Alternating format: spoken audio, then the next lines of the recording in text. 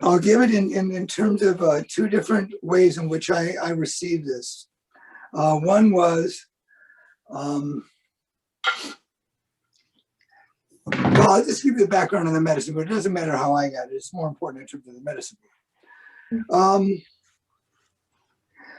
The tradition of Ayurveda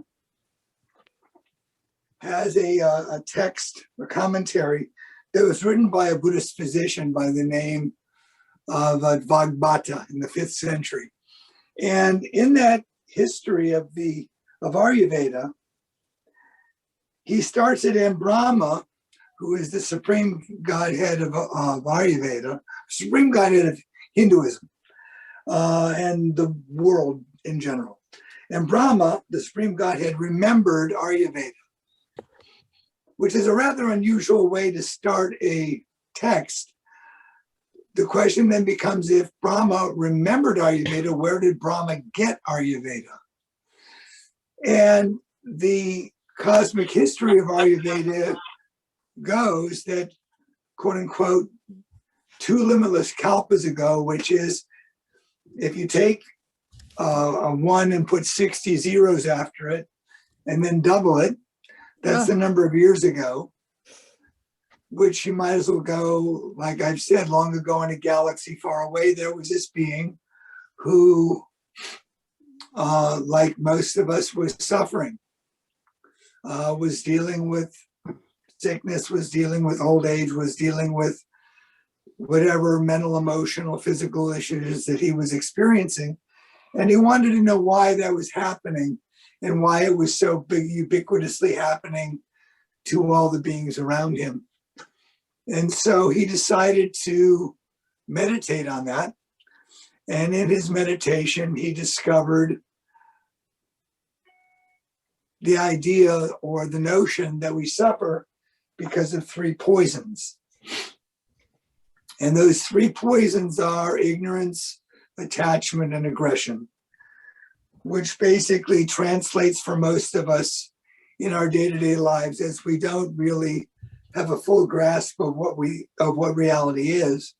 We get attached to our own version of what we think is going on, and we get annoyed when anybody disagrees with us, and we get combative.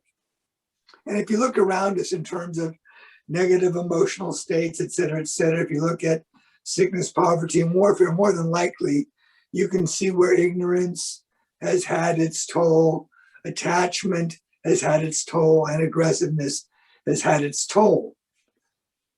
Now, in the process of this particular person discovering this, he was very, very resourceful in trying to utilize the environment around him.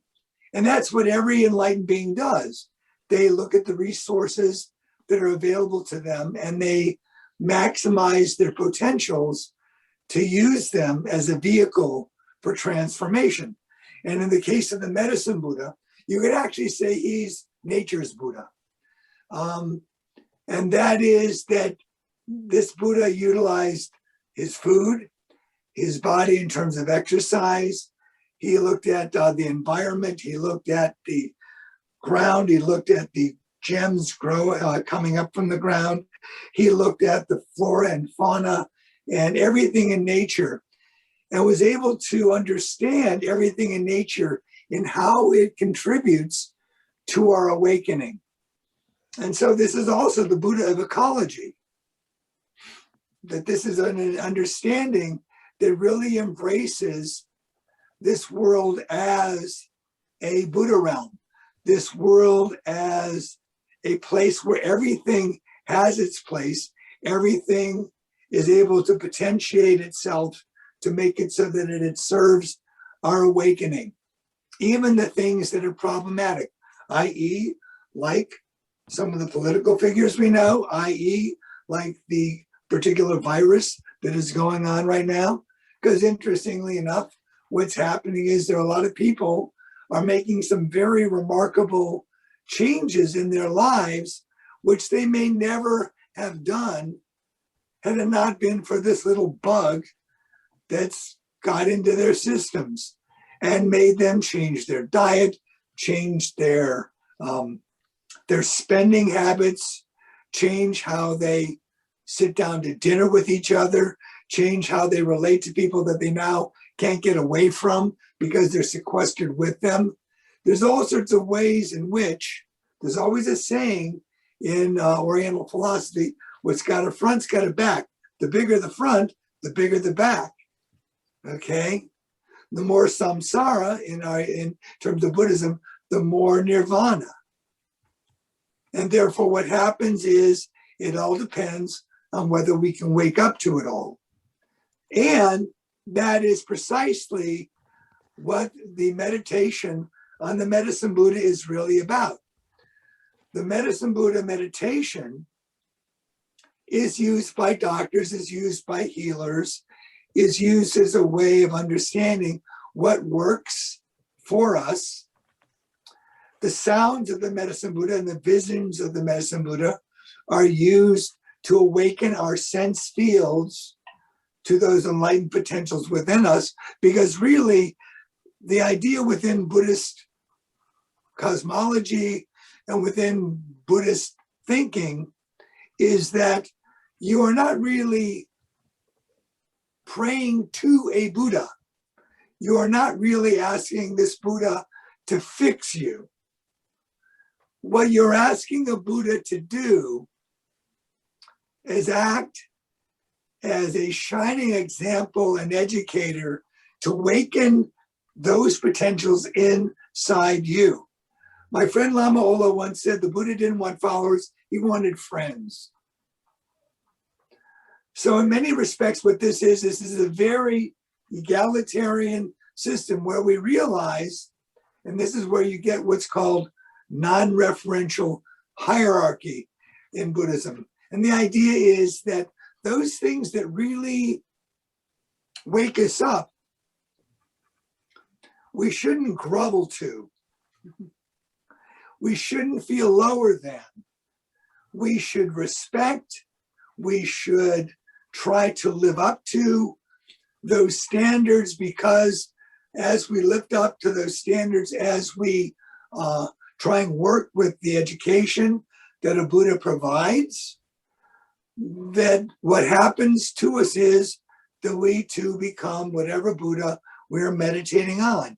And in this case, the idea is that in the end, we want to be the Medicine Buddha, and we want to manifest Medicine Buddha qualities, and we want to wake up to them in every possible way we can, not only during a meditation, but in the process of leaving a meditation, trying to carry that energy with us, not as if it's some kind of cootie protection, so that we won't get, we won't get attacked by COVID or whatever, but that what we do is we learn to have the wisdom and the vision and the awareness that allows us to deal with whatever situation arises,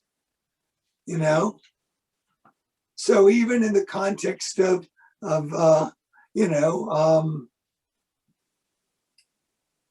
dying, we can die very, very consciously. We can die as a Buddha. We can die fully awake and know where and what we're going into next. Okay? When we end up in this particular physical manifestation as a human being, there are certain limitations to this physical being. And some have been able to accentuate it and move it in certain directions in a kind of remarkable way. Those beings do exist, but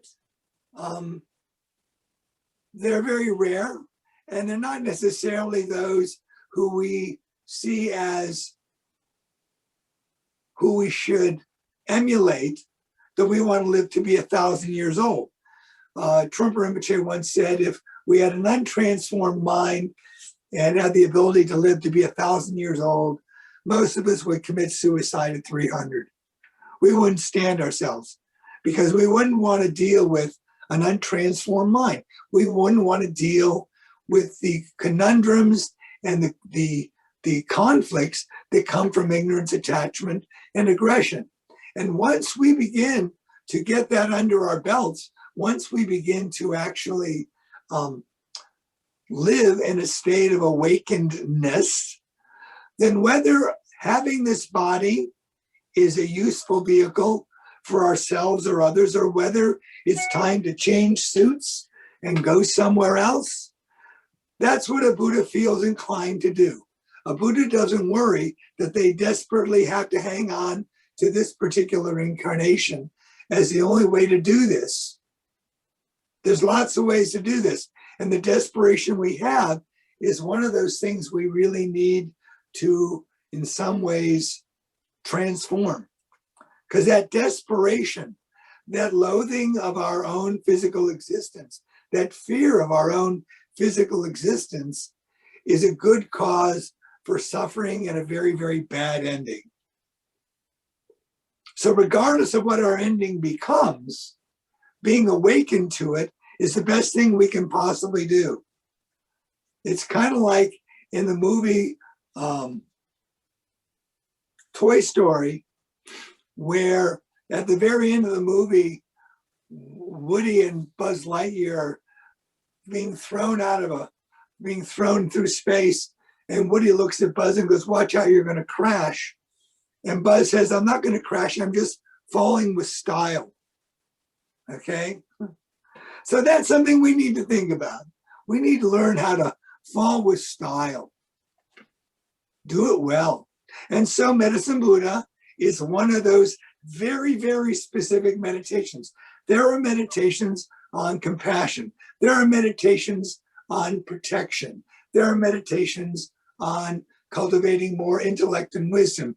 And there are meditations that basically fortify our mind and our heart to utilize this particular vehicle for the most healing we can do for ourselves and others.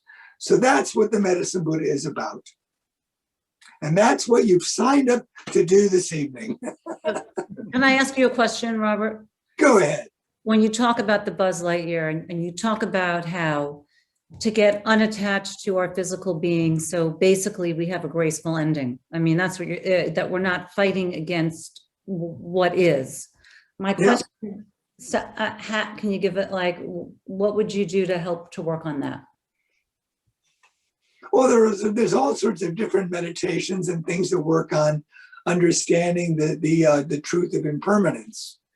And in many respects, I'd say that it is important to tend to the sick, tend to the dying, to be present to what happens in those situations, to really have a kind of appreciation. There's got to be, I mean, in many respects, gratitude is a real important thing to meditate on. Just being grateful, you know. And that's part of the meditation that we're going to be doing this evening. Is there are 4 meditations that are said to revolutionize the mind, as well as to wake ourselves up to our spirituality and us being spiritual beings having a human experience. That's really very, very important. So what I would say is life experiences as well as meditative practices, because unless you allow yourself to really connect to others as well as reflect on those 3 poisons within yourself, what ends up happening is we just spend our time trying to run away from it all. And there is, the fact is that if, I mean, I describe to people, if, I mean, in this particular time period, what I would say is, if you say you're feeling totally 100% fantastic, I would say, or the question I would have for you is, either you're enlightened or you're on a lot of drugs. One of the two. Because if we really look at the life we're in within conditioned existence, although this has the potential and in fact is an enlightened realm, our minds do not see it that way. And we have to do two things. One is, in a meditation, you kind of fake it till you make it. You kind of see the world in its best possible way, in its best possible light. And you strive to have that awareness as often and as frequently and as consistently as you can. But when you don't, you've got to at least accept and have mercy for yourself for just being a confused being at times. And sometimes you just have to cry. Sometimes you just have to kick and scream, and that's okay. So it's both. It's being merciful to yourself and loving yourself and trying to fortify yourself at the same time. What? So you're saying that if we can see the beauty of what is and really see how it's really here, even despite everything that's going on, that's a good place to be if it's authentic. If it's authentic, yeah. And then at the same time, I mean, there are ways in which we need to sometimes test that by either coming out of our bubble or experiencing whatever suffering comes into our bubble, or go to places where we feel uncomfortable. You know, let's go down to the Bowery. Let's go down to the Tenderloin of San Francisco. Let's go and meet people that are just caught inside their own minds and can't see how to get out of them. And what can we offer? What can we do? You know, the acts of charity, the acts of philanthropy, the acts of giving to others, the acts of extending ourselves. The reality is we all see that our bliss is so limited when it's just about happiness. When we begin to extend ourselves to others, and when we do extend ourselves to others, we find a deeper level of contentment, a deeper level of satisfaction, a deeper sense of love when we do that. We're actually beings of love. Yeah. And we know that because we see that when we follow those inclinations and build up the qualities of those inclinations, our lives feel more enriched. Totally. Our lives feel more meaningful.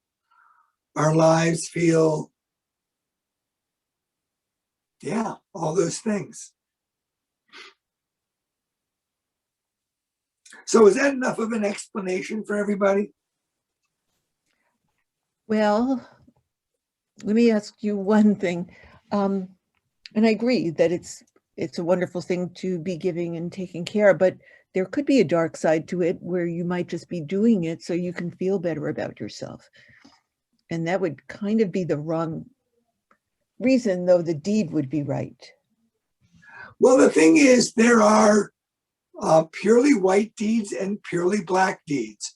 And usually we're in a sort of like an in-between type of space. I would say that, very rarely do we extend ourselves beyond our comfort levels. That's just how it goes. But at the same time, it doesn't mean that when we do that, that we aren't sort of like cutting away at those veneers. And maybe as we cut away at those veneers of our self-importance, what ends up happening is that when a real situation arises, we can be more present to it. So we don't necessarily think that we have to do it all at once. You know, unless I'm a Buddha, I can't do anything. Unless I am 100% altruistic, there's no point in giving anything. Because the reality is that requires practice. that requires experience. And so in the meantime, yeah, don't do it necessarily. I mean, you might do it because you're seeking approval from other people. You might do that. But after a while, if you do it more and more, you'll begin to see that that really doesn't pay off. It doesn't really work, you know? Even if people lavish you with all sorts of things, it doesn't work. Right. Okay. Thanks. Just keep giving.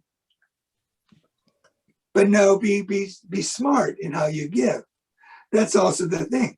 There is in Buddhism what's called idiot compassion, where what we do is we actually find ourselves overextending, basically doing things which really don't help anybody in the long run. Make it where we end up sort of taking responsibility away from people that need to be responsible for themselves, thinking that that kind of codependency is a useful thing to do. Can we be like a mother bird kicking the baby out of the nest at times? Do we have the strength to do that? Because sometimes it takes strength to do that. And then you do that and something happens and then you're worried about what happened.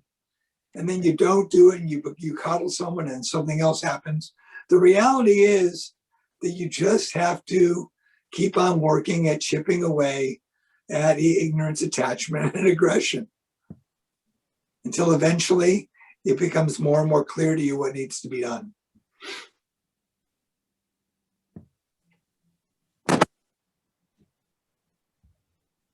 So, should we start a meditation? Is that okay? We'll do that.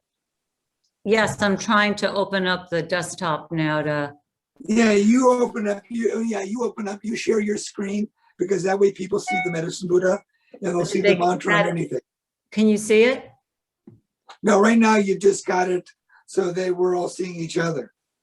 Oh, no, because I have the screen up, so something with this new computer. Hold on a minute. Gotta press share screen, I think. Yeah, it's saying open system share screen. I got it, and it says desktop share. Yeah. Yeah, and there it is, but you're not seeing it, huh?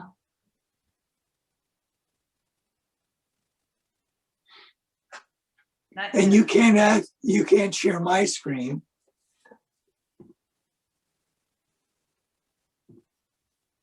Oh, boy, because it's up on my screen.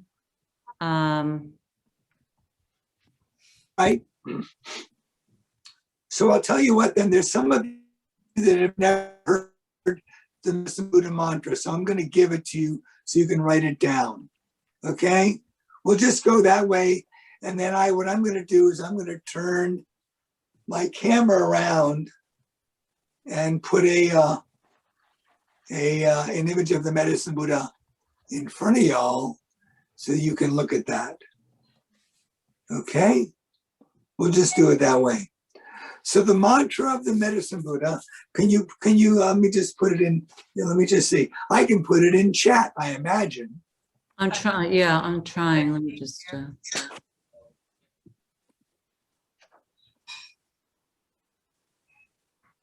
Okay.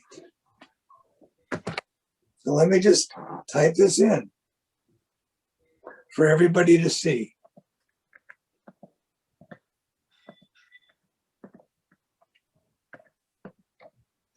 Analytics, Apple, camera. Darn. Don't worry about it, Barbara. All right, sorry about that. Don't worry about it.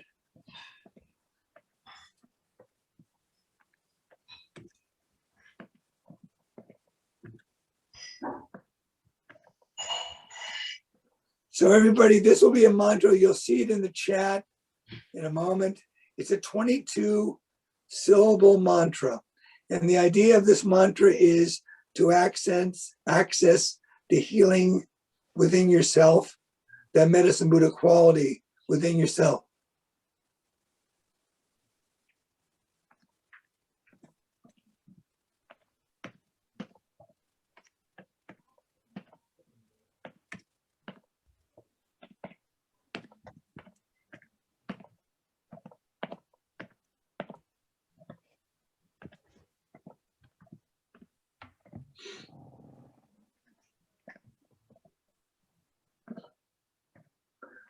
So let me just see.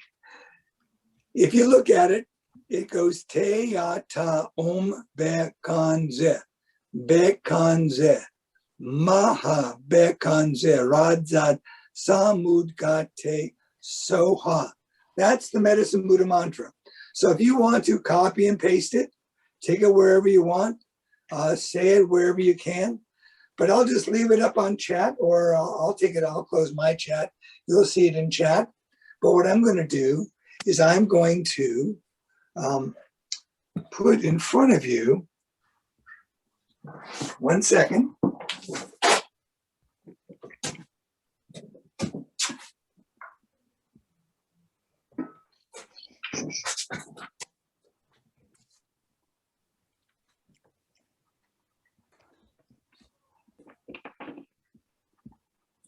So, let me just see.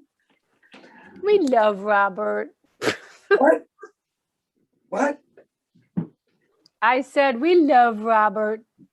Hold on a second. I just love him. The best.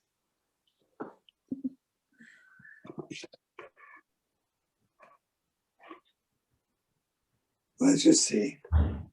Is that medicine Buddha? That is the medicine Buddha.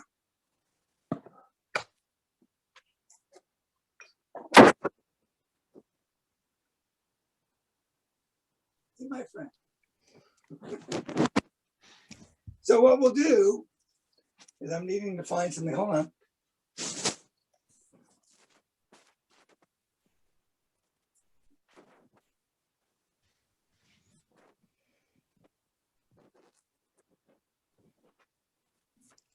Technology is It's not blue. It's not blue. Now, this Buddha is actually gold, but you're going to imagine that he's blue. Okay, do yourself a favor and imagine that he's blue. Okay. Okay.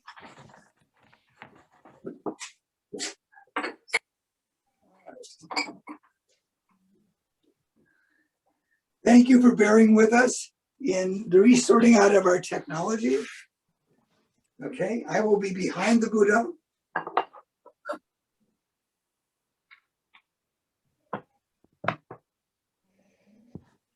There you go. That is the medicine Buddha. And I'm going to get out of the way.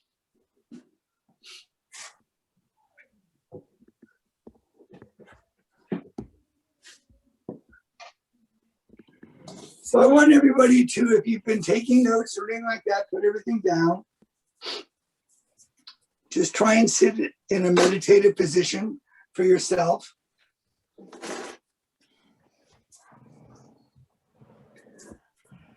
Allow your shoulders to relax, your hands to rest comfortably. You let your tongue rest behind your top front teeth, which allows there to be a connection between the two primary acupuncture meridians in your body, which allows you to go more deeply into a meditative state.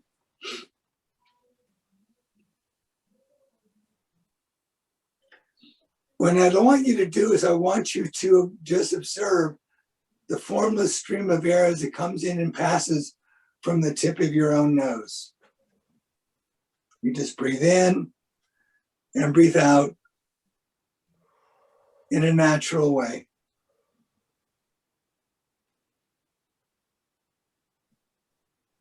All distractions that arise in the mind are released with every natural exhalation.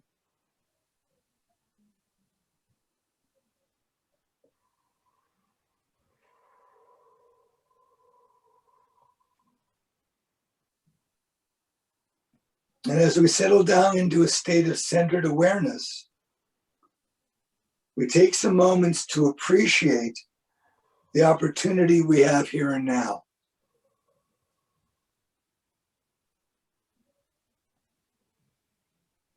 We first recognize the preciousness of our human birth, where we have the time, circumstance, and capacity to learn from, practice the methods of, and experience the blessing of enlightened beings.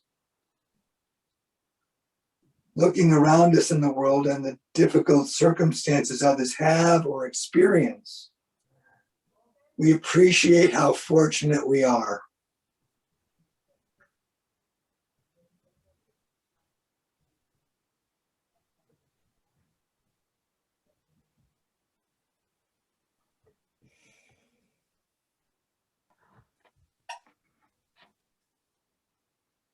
Second, although this time, experience, and capacity is with us now, all can change in an instant and will certainly be gone at the moment of our death. There are no guarantees in this life other than the certainty that regardless of how stable our situation appears, we shall die. Appreciating impermanence, we resolve to use our human birth wisely.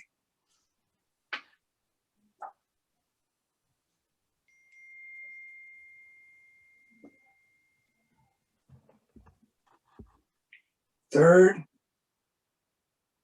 we appreciate that the causes and conditions that give us this opportunity and will inevitably lead to the disappearing are the direct result of our own previous actions.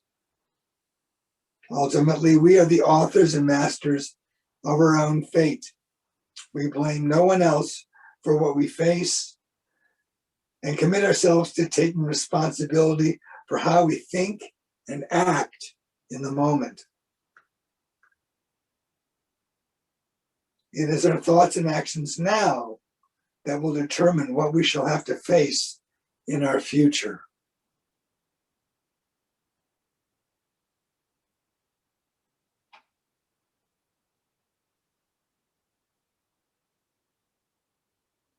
And finally, appreciating that we are masters of our own destiny and that our true potential is to be as the Buddha, we recognize the futility in placing any ultimate value on material or worldly pursuits and commit ourselves to a path of spiritual awakening for the benefit of all.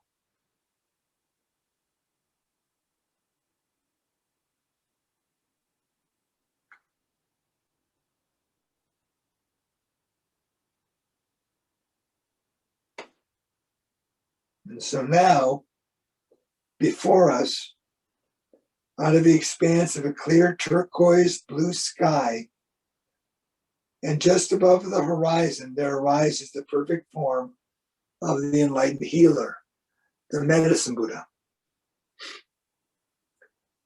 Shimmering with the deep, rich color of crystalline lapis lazuli, he sits in the diamond or full lotus posture, bearing all the marks and signs proclaiming his enlightened state and capacity to heal all afflictions. His rich, thick hair is tied up in a top knot, and the simple maroon robes of a monk cover his powerful and dynamic body. His right hand rests on his right knee, and between his thumb and index finger, he holds the stem of the aurora, the king of medicinal plants. He holds the stem like this, and in his left hand rests the bowl, and this hand is resting in his lap. So his right hand is at his knee, his left hand is in his lap with a bowl, and this bowl is filled with healing elixir. He sits radiant on a lotus throne, supported by 8 mighty white lions. having overcome all conditions that obstruct the realization of his full potential.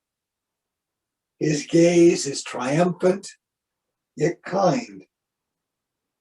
He is as real as anything, yet as insubstantial as everything, like a rainbow. So in your mind's eye, you try to imagine this deep blue Buddha.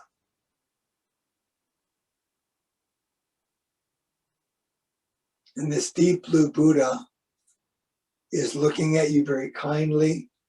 His eyes make contact with your eyes. You observe that his posture is straight. His shoulders are dignified. His right hand rests on his right knee. His left hand is in his lap.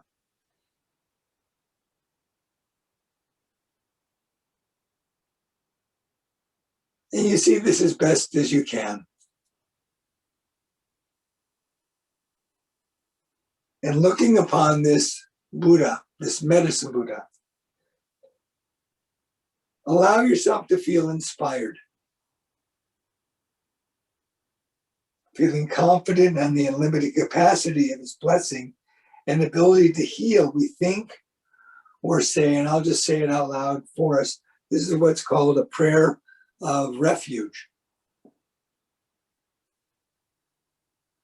To you, teacher, fully aware master, and adept, the fully awakened Lord of healing and King of lapis lazuli light, I bow down and open up to the healing power of your blessing.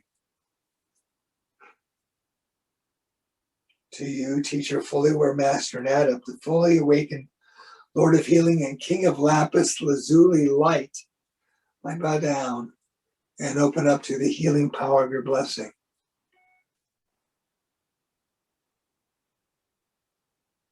To you, fully aware master and adept, teacher and fully awakened Lord of healing,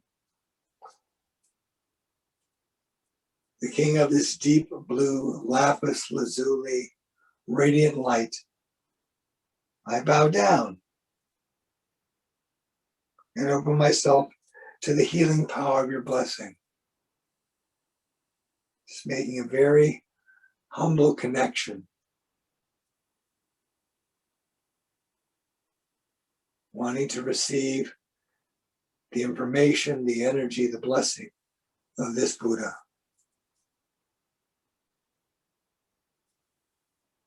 And as we feel this connection, we now come to the place where we'll be reciting the Medicine Buddha mantra, the archetypal vibrations that help us to eliminate all ignorance, attachment, and aggression, three poisons that are the root of all suffering.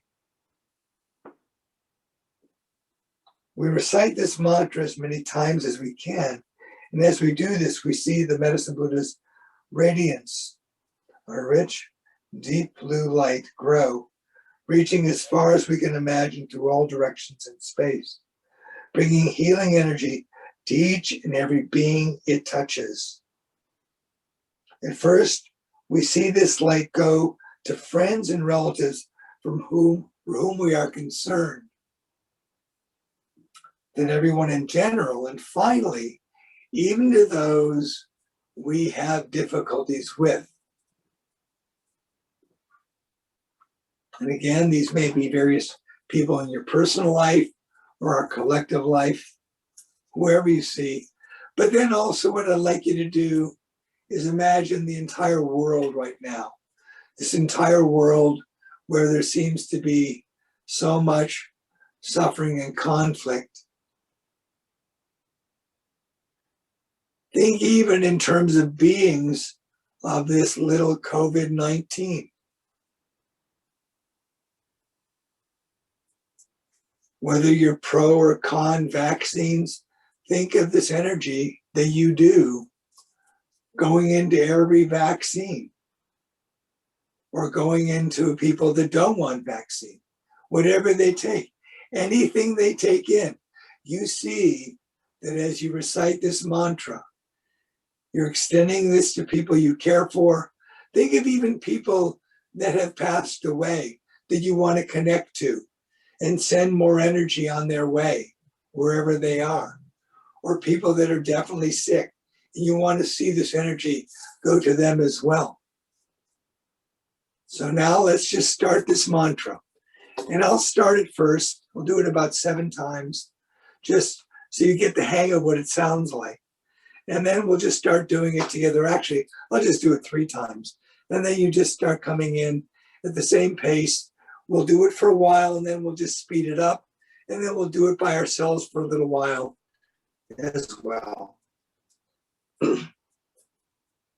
So the mantra goes, Teyata Om Bekanze Mahabekanze Radhatamagati Soha. I'll come closer to make it easier.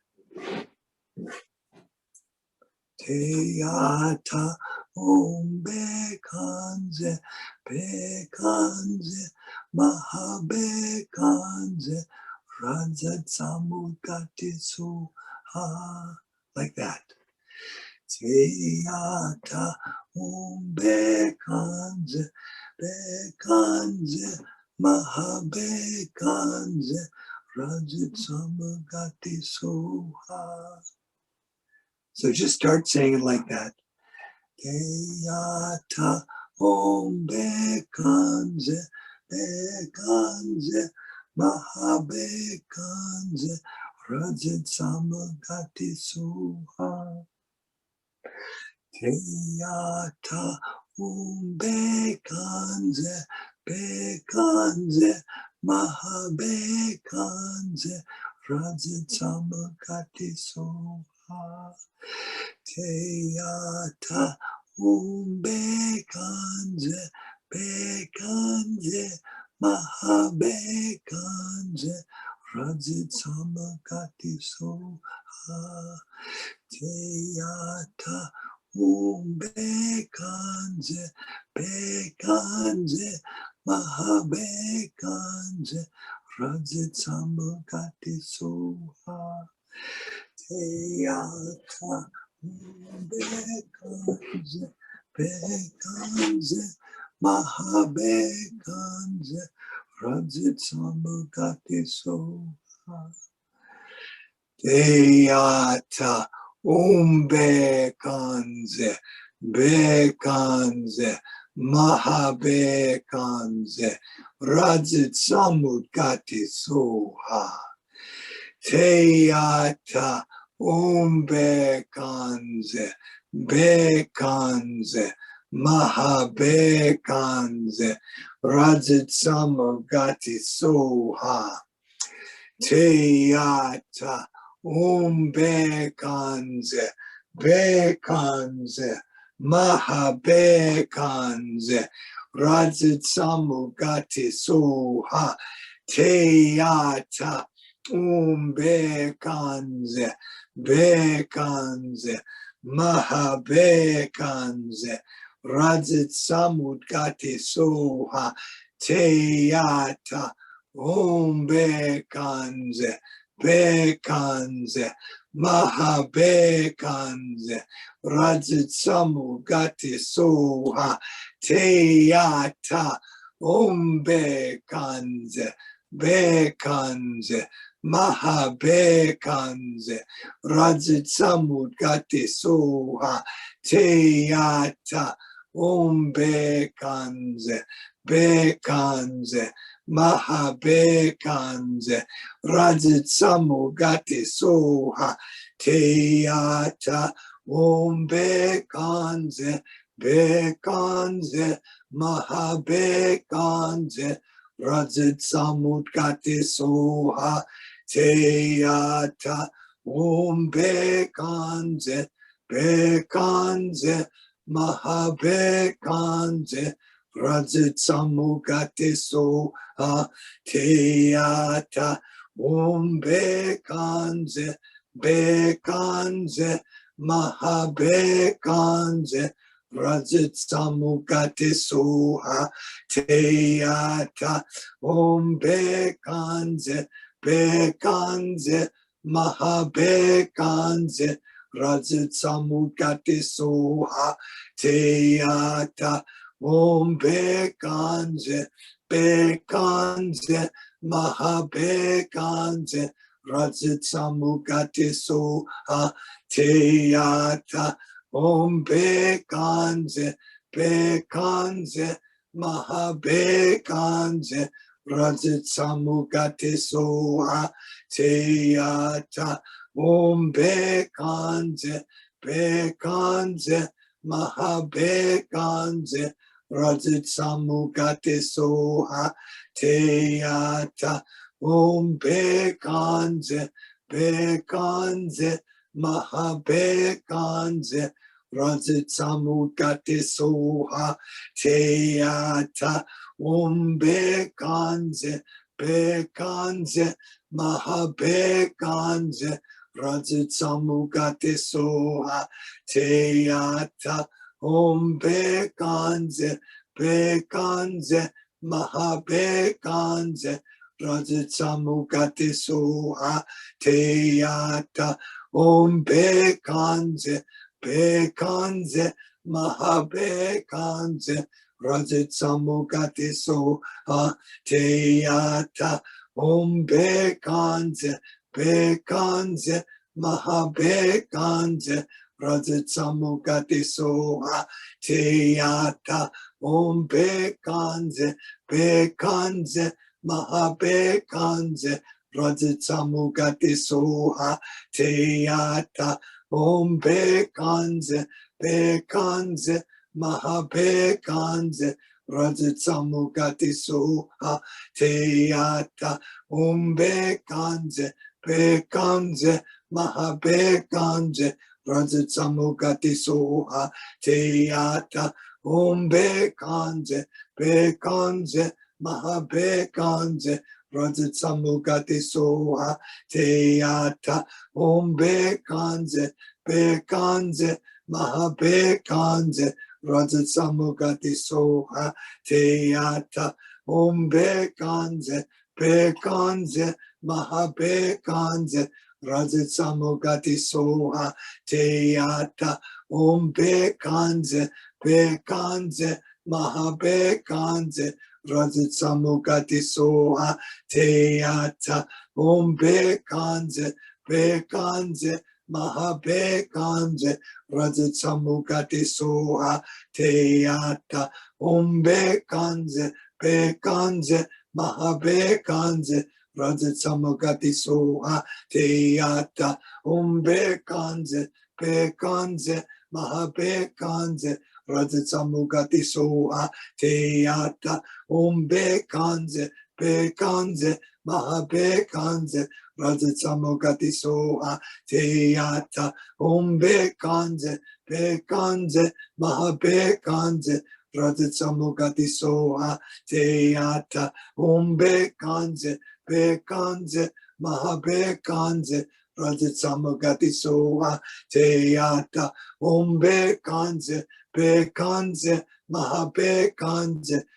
Samukati Soha Teyata Om Bekanze Bekanze Mahabekanze Rajit Samukati Soha Teyata Om Bekanze Bekanze Mahabekanze Rajit Samukati Soha Teyata Om Bekanze Bekanze Mahabekanze Rajit Samukati Soha Teyata Om Bekanze Bekanze Mahabekanze Rajit Samukati Soha Teyata Om Bekanze Bekanze Mahabekanze Rajit Samukati Soha Teyata Om Bekanze Bekanze Mahabekanze Rajit Samukati Soha Teyata Om Bekanze Bekanze Mahabekanze Rajit Samukati Soha Teyata Om Bekanze Bekanze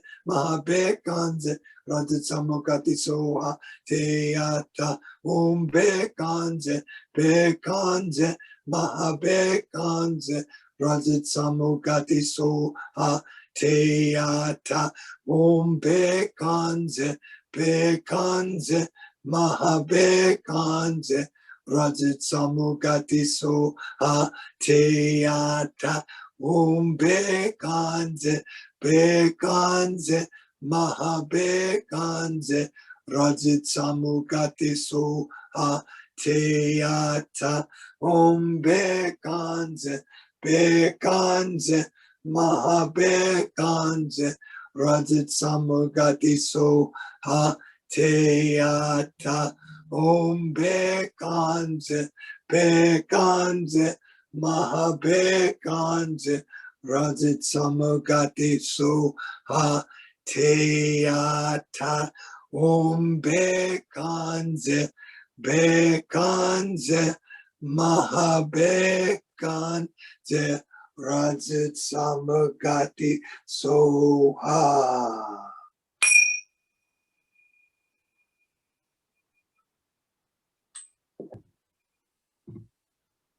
Beautiful.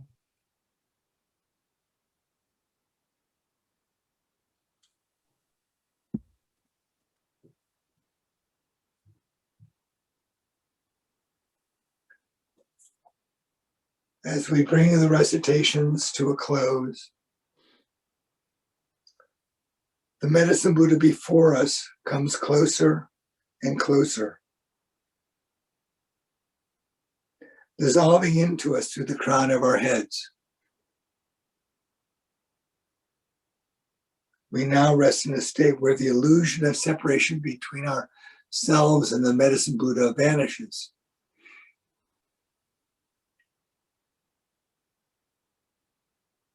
Like water pouring into water. And we remain in that state for as long as we can.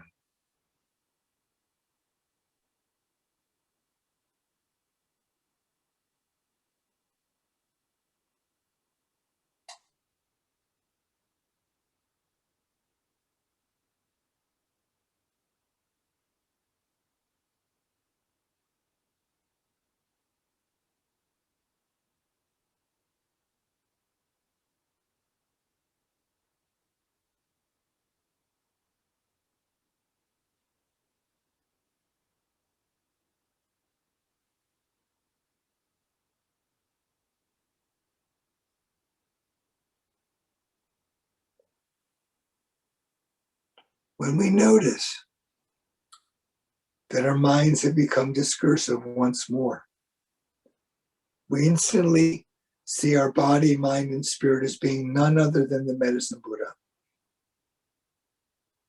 We are now the medicine Buddha. And with this view, we commit ourselves to behave in all matters as a Buddha.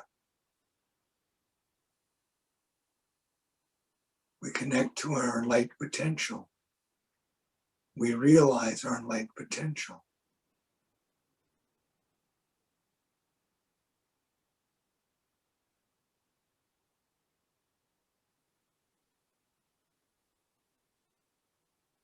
We try to eliminate all doubt in that potential. We just rest as the medicine Buddha. And as we do this, we dedicate the merit of this meditation in the spirit of the Diamond Way, in terms of the Vajrayana or Tantric Buddhism, by thinking to ourselves or saying out loud, by practicing in this manner, may I quickly attain the realized state of the medicine Buddha, and having done so, may I establish each and every being I meet into that same state. And with that heart conviction, you want to imagine that this radiant blue light of this medicine Buddha is reaching out from your heart in front of you and behind you and to the right and to the left and above and below you. It saturates the place where you are. It goes through the wood and wallpaper of your walls. It goes through your house. This light stretches out through your house and out of your house, into your neighborhood, into your neighbor's house, into the woods, up into the sky, down into the earth. You try to imagine that this realm is the realm of Sudarshan, the realm of the medicine Buddha. And you're seeing all of that light continuously working, continually transforming as far as you can imagine.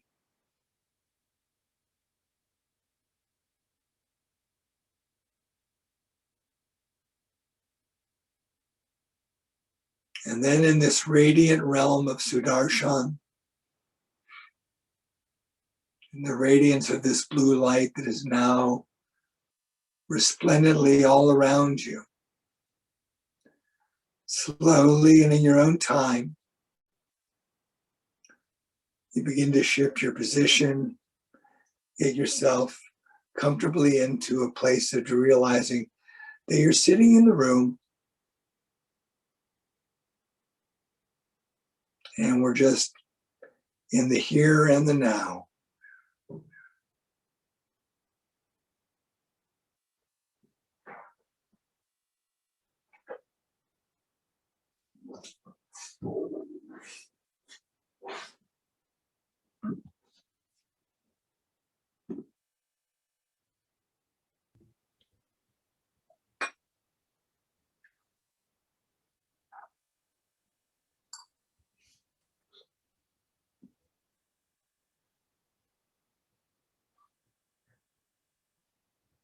It was particularly, really powerful and beautiful for me. Thank you.